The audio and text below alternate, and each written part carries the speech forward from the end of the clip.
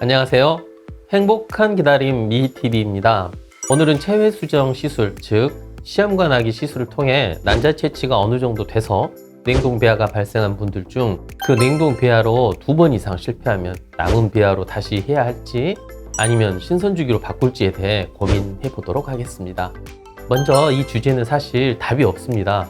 무슨 말이냐면 주치의샘과 난임부비 합치된 견해가 있으면 얼마든지 방법을 바꿀 수 있고 남겨진 배아의 등급 등에 의해서도 변수가 발생할 수 있기 때문입니다. 그리고 그 전에 유산이 되었든 분만을 했든 예를 들어 냉동 배아를 이용해서 임신이 되었던 과거력이 있다면 의사나 환자 모두 냉동 배아 이용 이식을 우선 생각할 수밖에 없을 것입니다.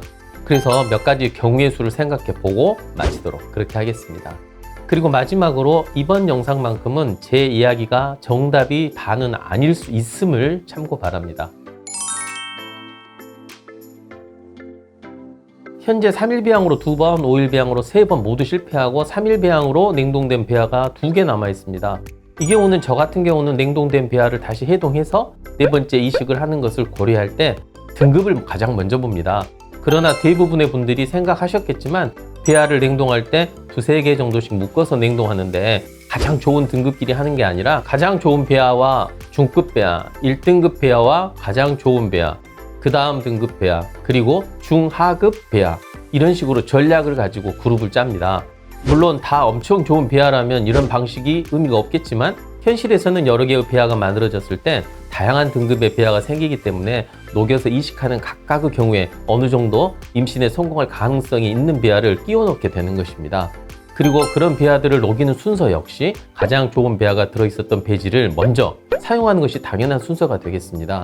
그리고 2번째 녹인 배지의 배아들도 어느 정도 등급이 좋으면 추가로 배양해서 이식을 해보기도 합니다만 3번째까지 실패하고 남은 배아들의 등급은 이제 그리 좋지 않을 가능성이 상식적으로 생각해도 높을 수밖에 없을 것입니다. 그래서 배아의 등급이 중급 정도 되는 상황이라면 나중에 다시 채취해서 녹인 배아와 같이 사용하는 것을 고려하고 신선주기 시험관하기 시술을 시작하는 것을 고려해 봐야 한다고 생각합니다. 이렇게 애매한 개수의 배아가 냉동되는 경우들이 의사를 참 어렵게 만듭니다. 3개의 배아가 발생해서 5일 배양으로 하나 이식했는데 실패했고 냉동된 배아 2개는 각각 냉동되어 있습니다. 그중 좋은 배아를 하나 이식했는데 실패했을 때 남은 배아를 또 하나 이식할지 아니면 다시 신선주기 채취를 할지 결정해야 하는 상황인데요.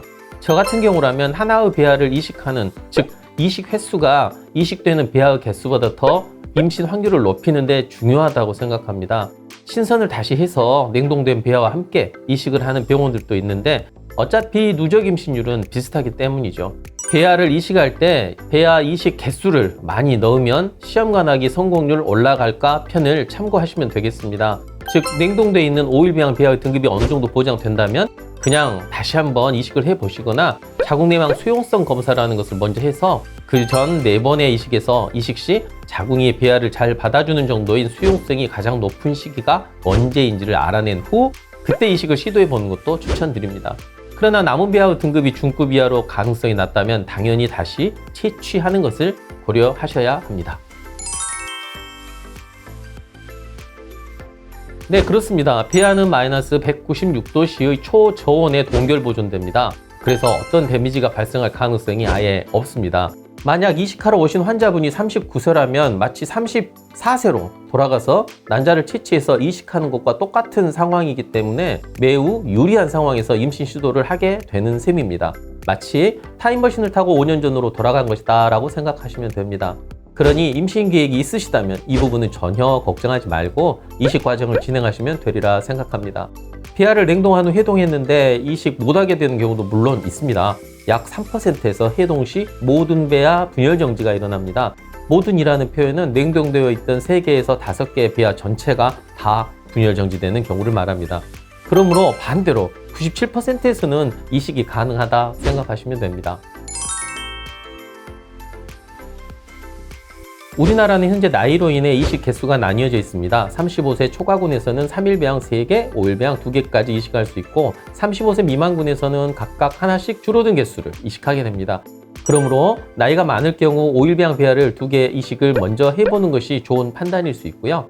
나이가 비교적 젊고 3일 배양 배아도 등급이 좋은 경우는 3일 배양 배아를 이식해서 다태 임신의 가능성을 줄이면서 효과적으로 임신율을 유지할 수 있게 됩니다.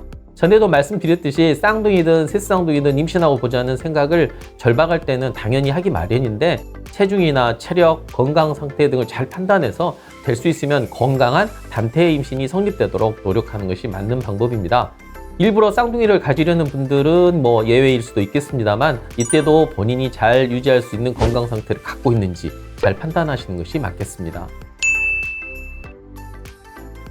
오늘은 냉동배아가 여러 개 있는데 계속 실패할 때 과연 아예 다 소진될 때까지 냉동을 계속 시도하는 것이 맞는지 아니면 신선주기로 바꿔서 다시 채취해보는 것이 맞는지에 대한 약간은 주관적이고 경험 위주의 이야기를 드렸습니다.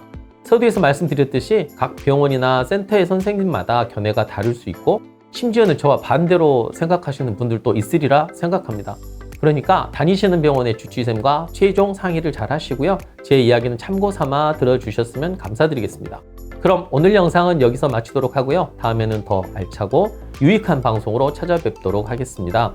시험관 시술전이나 과정 중이거나 이식 후 심리적으로 불안하거나 하시는 분들은 제 영상 중 힐링 에세이 편도 한 번쯤 보시면 좋지 않을까 생각해 봅니다. 성공을 빕니다. 감사합니다.